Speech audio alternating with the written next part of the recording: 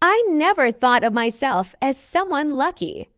Life had always been a quiet grind, a small apartment, a 9 to 5 at a local nonprofit, and the occasional Friday night glass of cheap wine with friends. I wasn't unhappy. I wasn't anything, really. Just steady. The kind of steady that feels like floating in place.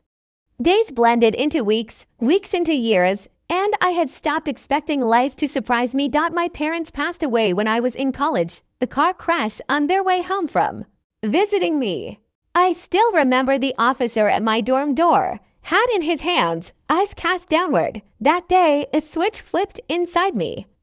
I became older overnight. After that, my family shrank to just 3 people: my older brother Jake, his wife, Denise, and our dad's sister, Aunt Miriam. We weren't close, but we weren't estranged either, more like casual acquaintances tied by blood.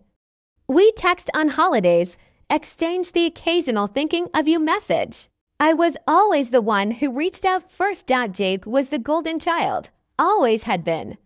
Star athlete in high school, went into finance, married his high school sweetheart. Our parents were so proud of him. I remember the way Mom's eyes sparkled when she talked about Jakey. I was the quieter one, the one who read books and volunteered at the animal shelter. The sweetheart, as Mom called me, like that was all I had going for me. Still, I never felt unloved, just ... Background noise to Jake's symphony. I didn't resent it. Not really, that's just how life was, until one Tuesday morning, when everything changed. It started with a letter, not an email, not a text, but a physical envelope slipped through my apartment mailbox. Thick ivory paper, gold embossed logo on the back. I stared at it, coffee in hand, unsure whether to open it or shred it. I opened it. Inside was a single line that turned my blood cold. You are the sole beneficiary of the late Harold Kensington's estate. Harold Kensington. The name rang a distant bell. A family friend? Someone from my parents' past? I blinked, reading it again, and again. And again. My coffee had gone cold. I must have read the letter 5 times before I even sat down. Harold Kensington. The name echoed faintly in the back of my mind, like a forgotten song lyric. I couldn't place it. No one I dated. Not someone from work. Not one of Dad's poker buddies. Who was this man? I flipped the letter over. A return address from a law office in Manhattan. I lived in a sleepy suburb outside of Albany. I didn't know anyone from Manhattan, let alone a man whose name sounded like it belonged in a mansion with velvet curtains and butlers. Still stunned, I called the number listed. Harper and Finch, attorneys at law. A woman answered crisply. Hi. I stumbled. I received a letter. It says I'm the sole beneficiary of Harold Kensington's estate. A brief pause. May I have your full name, ma'am? Olive Olivia Harper. Another pause. Then, yes, Miss Harper. We've been expecting your call. Would you be available to come in this Friday? Mr. Finch would like to meet with you personally. Meet me for what? To begin the process of transferring Mr. Kensington's assets to your name. My mouth went dry. What kind of assets are we talking about? The woman hesitated. It would be best if Mr. Finch explained that to you in person, but I will say, it's substantial. That word alone kept me up for 3 nights. On Friday, I took the early train to Manhattan, still half convinced it was some kind of scam. The law office looked like something out of a movie. Marble floors, oil paintings, antique furniture. Everything screamed old money. Mr. Finch was a tall, lean man in a gray suit so sharp it looked like it could cut glass. He greeted me with a firm handshake and eyes that had clearly seen too much. Miss Harper, he said, gesturing to a chair. Please sit. I know this is all very sudden.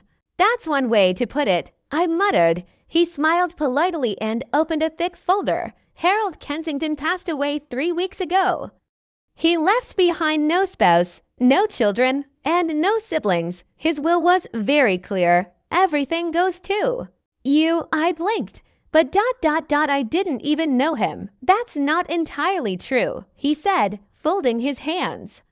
Your mother did. I froze. My mom, Mr. Finch nodded. They were close. Back when she was in college, she worked as an assistant for Mr. Kensington during a summer internship in New York. According to the will, he never forgot her kindness. After learning of her passing, he quietly followed your life from afar. No contact, just watching. That was unsettling. And yet, oddly moving. He had no heirs, Finch continued. And in his final years, he became quite reclusive. But he always spoke of you with fondness, as if you were the daughter he never had. I didn't know what to say. Then he opened another folder. He left you everything. A townhouse in the Upper East Side, several investment portfolios, a private art collection, and controlling shares in 2 companies. My breath caught. What? He was a very wealthy man, Miss Harper. We estimate the estate at just under $48 million. I felt my heart stop. $48 million. I barely had time to breathe before the phone calls started. It began with my Aunt Susan, my mom's sister, whom I hadn't seen in nearly 2 years. Livy, she gushed. Oh my goodness. Sweetheart, how have you been? I've been thinking about you so much lately. I was immediately on guard. She only called me Livy when she wanted something. I'm fine, I said cautiously. What's going on? Oh, nothing. Just. You know, I heard some news about your inheritance. Wow. You must be so overwhelmed. I didn't even know it was public. Well, you know how these things travel in families. Your cousin Ashley might have mentioned something to someone. Anyway, we're just so happy for you, dear.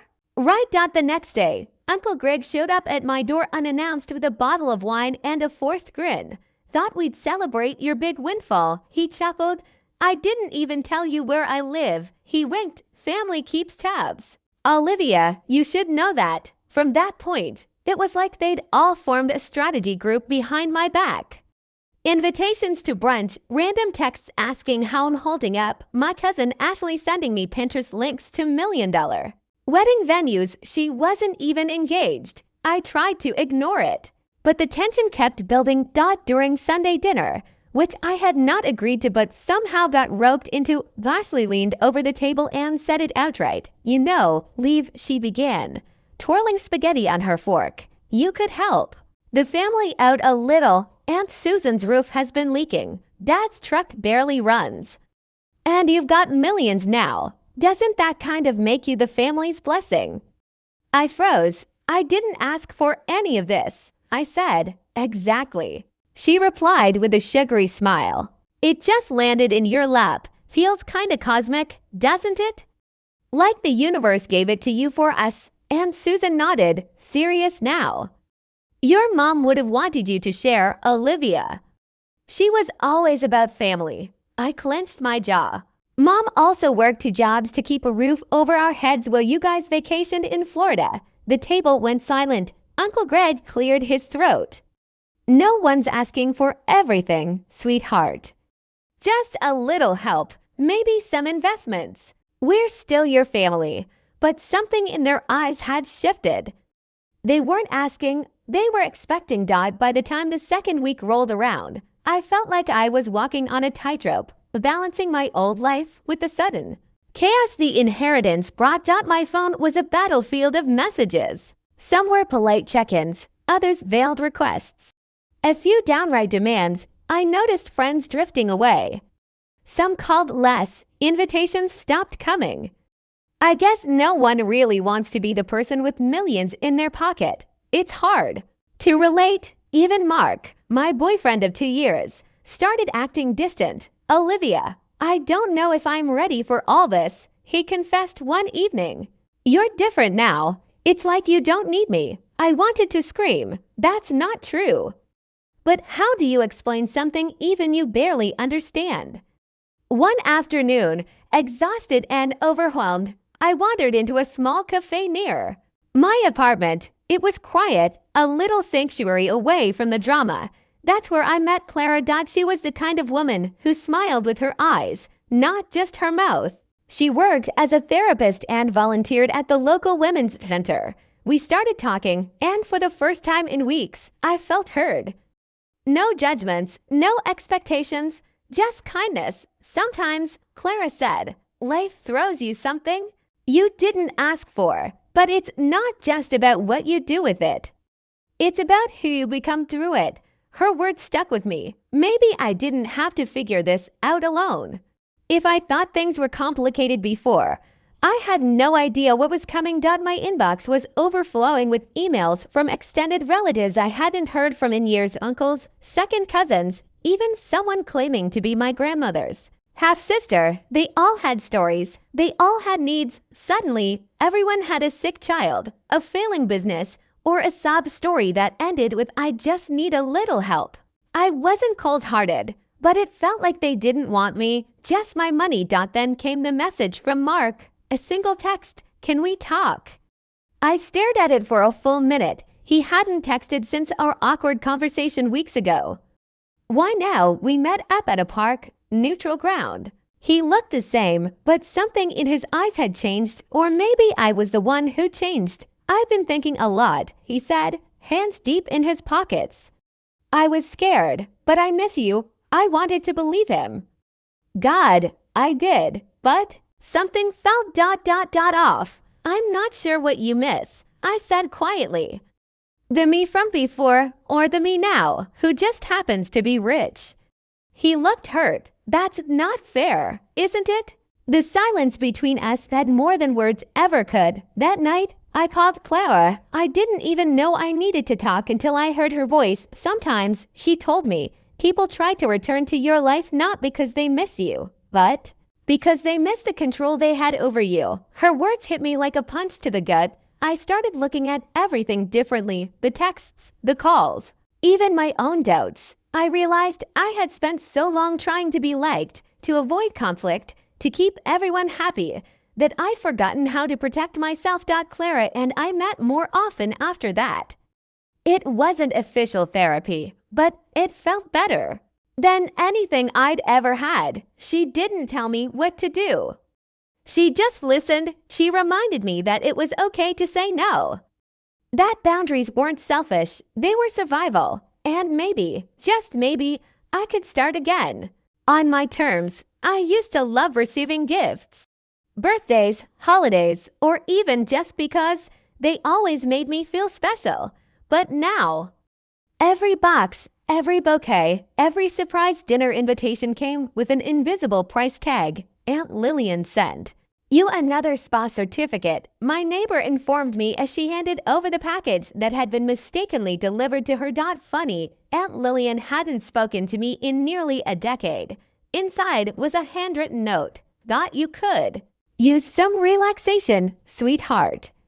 Maybe we can chat soon about that investment opportunity I mentioned. Love, Lillian."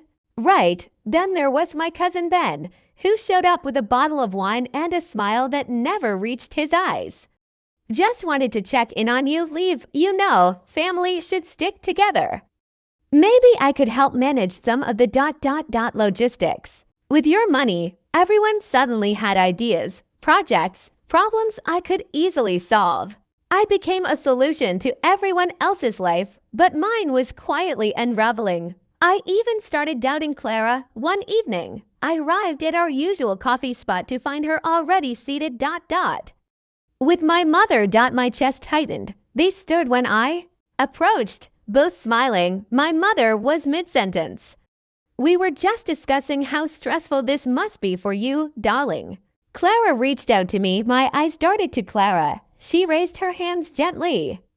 "I just thought maybe the two of you needed a bridge." I'm sorry if I overstepped. I didn't know what to say. I felt betrayed and understood all at once. But that night, Clara called me. "Olivia," she said softly, "I should have asked first. But your mother. She looked lost. "I promise I'm not on anyone's side but yours." And somehow, I believed her. It was the first time I realized that boundaries weren't just about saying no. They were about knowing when someone's trying to say yes for the wrong reasons. It started with a polite invitation. We're having a small family dinner this Sunday.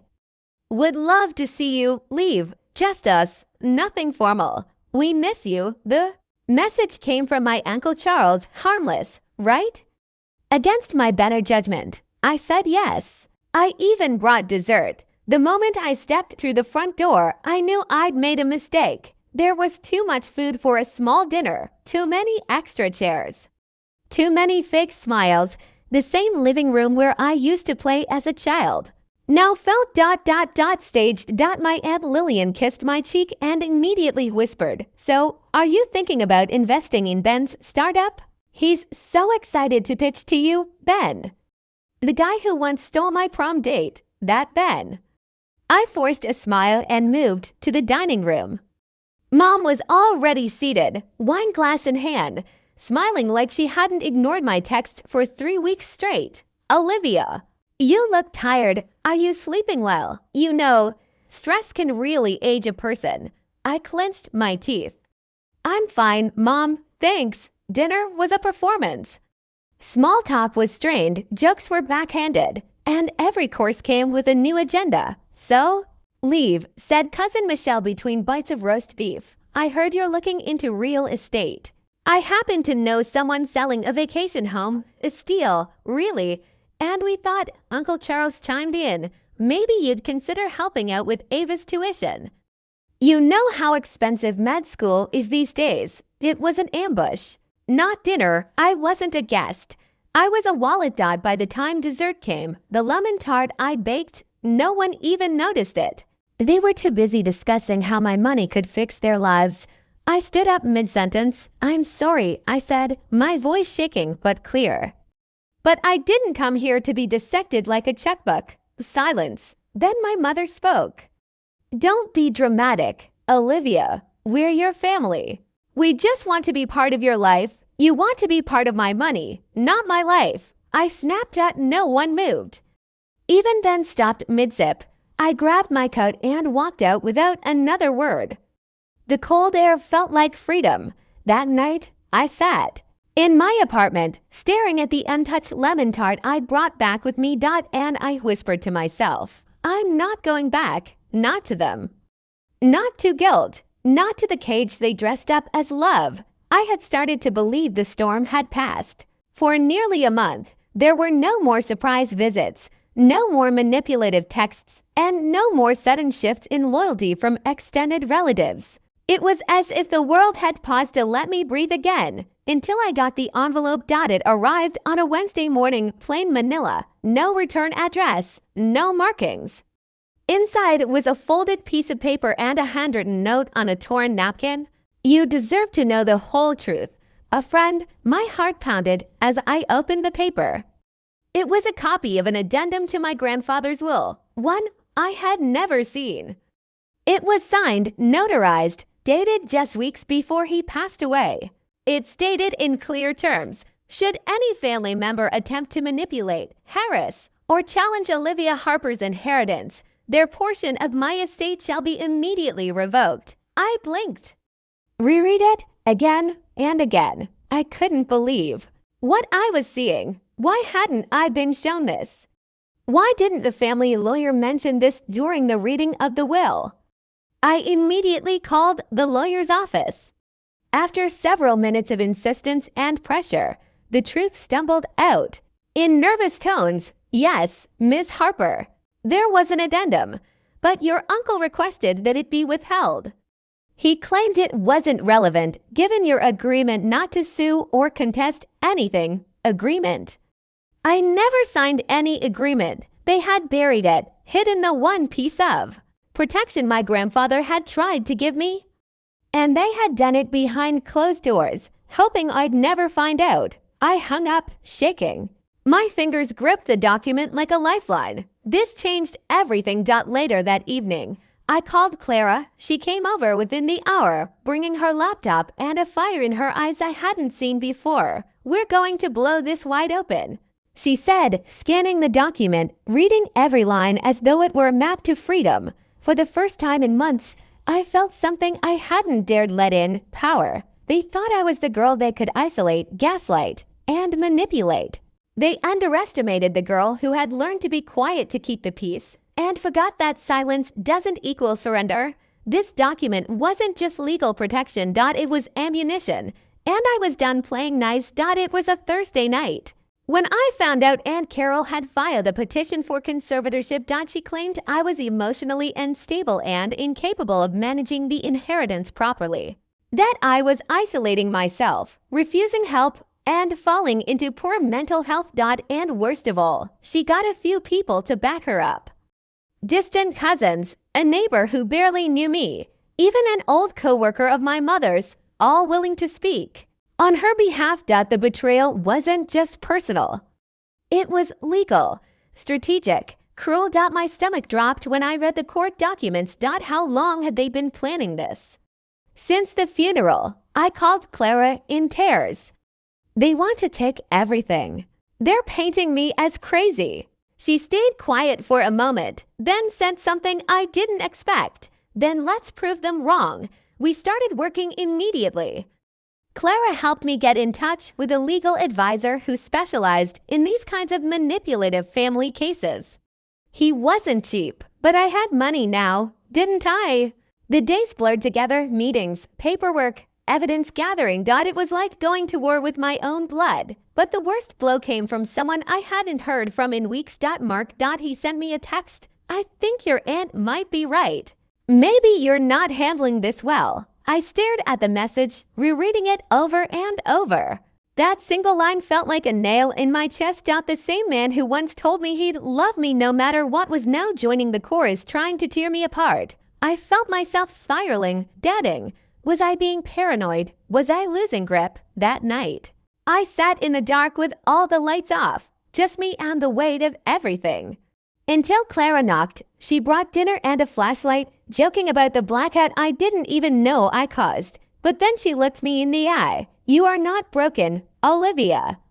You are being broken down. There's a difference. Those words, they were oxygen. And somehow, in that moment, I believed her. I sat in the stillness of my apartment, surrounded by the dim amber glow of the evening sun filtering through my dusty blinds. My phone was on the coffee table. I hadn't touched it since that final message from Clara. Her words echoed in my head for days. They're not stronger than you. Leave. You just haven't started fighting yet. It was like something inside me cracked, not in a broken way, in a freeing way. The kind of crack that lets the light in. I looked around my place. It was a mess: dishes from days ago, an open mail, clothes piled on chairs like abandoned hopes. I hated this. I hated what they'd reduced me to. No, scratch that, what I let myself become. But that version of me was gone now. I picked up my phone, not to doom scroll, not to cry. I opened my contacts and called an old name I never thought I'd use again. Hi, Mr. Levitt. It's Olivia Harper. I need a lawyer. By the end of that week, I had a plan. I met with Mr. Levitt, my father's longtime attorney, someone who had once helped him structure the original trust fund. I brought everything I had: screenshots, documents, the letter from the bank I'd almost trashed, even that weirdly formal Christmas card from Aunt Carol's new accountant. His eyebrows climbed higher the more I laid out. They moved your inheritance into a holding trust under your aunt's name while you were hospitalized, he said, flipping through papers, without a signed court order and no medical declaration of incompetency. He looked at me over his glasses. That's theft, Olivia, fraud. I expected relief. What I felt was anger, hot, clean, clarifying. Can we prove it? Oh yes, he smirked, and we're going to. But you'll need evidence, real evidence. You up for that? I nodded. More than you know. I hired a private investigator, someone Mr. Levitt recommended. He was quiet, polite, and had the vibe of a guy who knew where all the bodies were buried. He listened carefully as I explained everything. Then he just said, "Give me 2 weeks." During those weeks, I transformed. I cleaned my apartment. I donated half my wardrobe. I started running again, not because I wanted to punish my body, but because I wanted to feel its power. I read books on healing trauma. I journaled until my hand ached. I stopped answering texts from anyone who used me like a confessional booth or a punching bag. Even Clara noticed the change. She called one morning and said, "You sound different." "I am," I said. I think I finally remembered who I was before all this. 2 weeks later, the investigator returned with files, bank statements, hidden accounts, backdated signatures, a shared financial advisor between Aunt Carol and the neutral court-appointed trustee who had signed off on freezing my accounts during my hospitalization. Emails, lots of them, including one that said, "Once Olivia is fully out of the picture, we can move forward with redistributing the estate." My hands shook, but my resolve didn't. Time to make them regret underestimating me, I told Mr. Levitt. He smiled, but it was sharp and satisfied. Let's give them a taste of their own poison. The conference room smelled faintly of stale coffee and polished wood. A long table stretched before me, separating my world from theirs, the people who had tried to erase me. Aunt Carol sat across, her expression carefully neutral but eyes sharp, almost predatory. Beside her was her lawyer, a man in a dark suit who didn't bother hiding his impatience. The trustee, who had overseen the freezing of my accounts, remained silent but rigid. I clutched the folder Mr. Levitt had handed me earlier, filled with the evidence the private investigator uncovered. Bank transfers with forged signatures, emails plotting to sideline me, secret accounts where my inheritance was funneled. "This is fraud," I said clearly, voice steady despite the pounding in my chest. "You stole from me, from Dad's legacy." And Carol's lips twitched into something resembling a smile. "Olivia, we merely managed the estate. You weren't in a position to make decisions then." I shook my head. Without a court order or medical declaration, no one had the right to freeze my accounts or redirect funds. The room felt tense. The trustee shifted uncomfortably, but said nothing. "My father trusted you," I continued, "and you betrayed that trust. But this isn't just about money anymore. It's about justice." Mr. Levitt stood, placing a thick file on the table. "We will be filing charges and demanding full restitution. You have the right to what's yours." The lawyer scoffed. "This will drag on for years. Your family's reputation will be damaged." I met Aunt Carol's gaze, feeling a surge of strength. Good. Maybe it's time they learn consequences after the meeting. I stepped outside into the cool air, lungs filling with new resolve. For the first time since this nightmare began, I felt a flicker of hope, a chance to rebuild, to reclaim not just what was lost, but who I was. The road ahead would be long and hard, but I was no longer afraid. I was ready. The courtroom's heavy doors closed behind me, marking the end of a chapter I never wanted to write. After months of legal battles, the judge ruled decisively. The estate was rightfully mine. The frozen accounts were unfrozen, and the funds restored. But more than the money, what I reclaimed was my dignity. Walking out into the sunlight, I felt the weight lift off my shoulders. The shadows cast by betrayal and doubt began to fade. For the first time in a long time, I wasn't just surviving, I was living. I returned to my apartment, the familiar scent of coffee and old books greeting me like an old friend. I sat by the window, watching the city pulse with life. It wasn't perfect. There were still loose ends to tie up, and relationships to heal. Mark had reached out. We talked honestly, and though things would never be exactly as before, there was a new respect between us.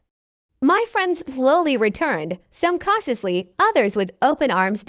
And then there was Clara, a steady light through the storms. Our friendship had blossomed into something deeper, built on trust and understanding. I realized that the inheritance had been a catalyst, but not the destination.